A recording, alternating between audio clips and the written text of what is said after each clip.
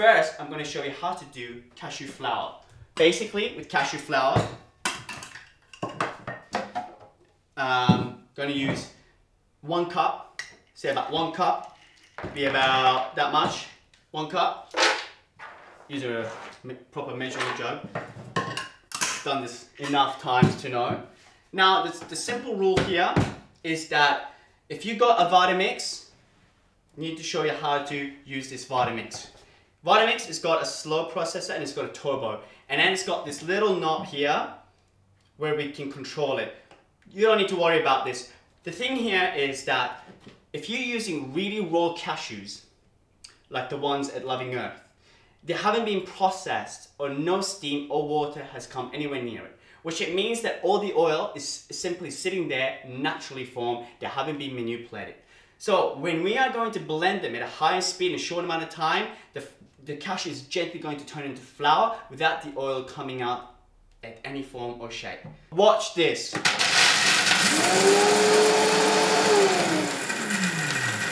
Short amount of time. And then basically all you have to do, get your fingers in there, make sure they're clean, but just separate it, see? I'm just separating it. That's it, nice and airy, all separated. Shake it about, put it back in here. Now this time, make sure that this is on high, the turbo is on high, and then you're turning it on. That's it, it's done. No more than that. Then you need a nice sort of colander, is what I like to call. This is between a sieve and a colander. So a colander or a sieve, whatever you like to call it, a bowl. I'm going to put this directly in here.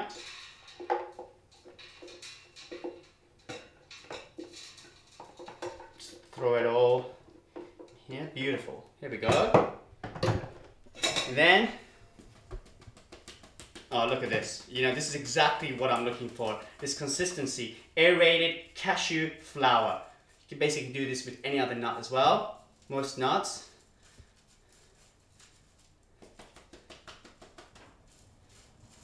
Okay, once this is done, now you're going to have some crumbles like this left over. Forget about it. You can't use it. You just have to put it back in the blender. Put it back in here. Have patience. Because the difference here is that when you pay attention to detail, the food's going to come out looking beautiful.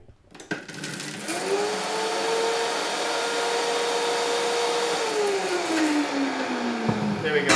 In there. No time wasted. There's a difference. You know, there are a lot of Italian restaurants around, especially where I live, but there's a difference between the good ones and the bad ones. The good ones, all they're doing, just giving some love to their food. Okay, that's done. So basically, here we go. So here it is. I'm happy with that.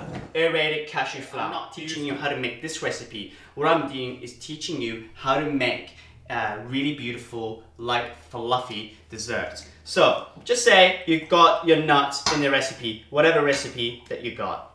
Yeah, you put in a blender, whether it's Sunbeam, Vitamix, any kind of strong blender that you got. And then, bit of water, you got your liquid. I'm gonna put half a cup to a cup. And I'm gonna blend it till it's nice and creamy.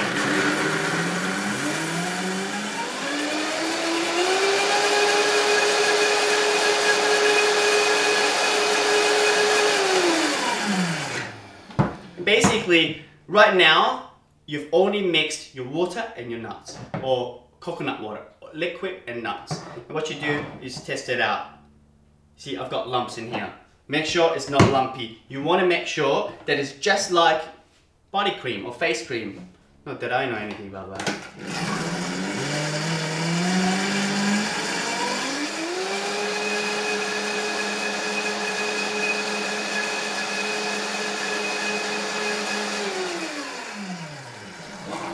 So once you've got that sorted, the next thing to really do is add your spices. So I'm just going to put some nutmeg in here.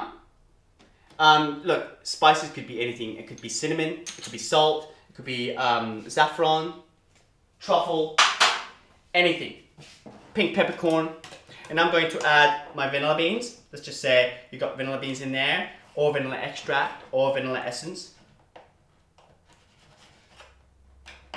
And so your spices and your sweetener always go together. That's the second stage. Once you got the second stage,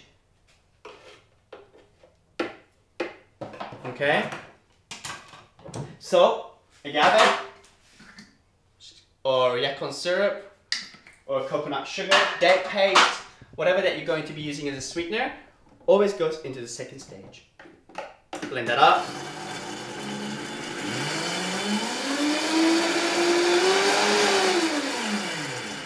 And that's it. And then last, coconut, the fat. The fat is always last. So whether it's just coconut oil, coconut butter, cacao butter, you pour it in there last and with a gentle blend. And if you're adding chocolate, you add the chocolate after the fat. So then it's just slightly blended. You don't want to overheat chocolate in any way or overblend chocolate with the fat or anything else too long. And that's it. You add your coconut, whatever much, as long as you follow the recipe.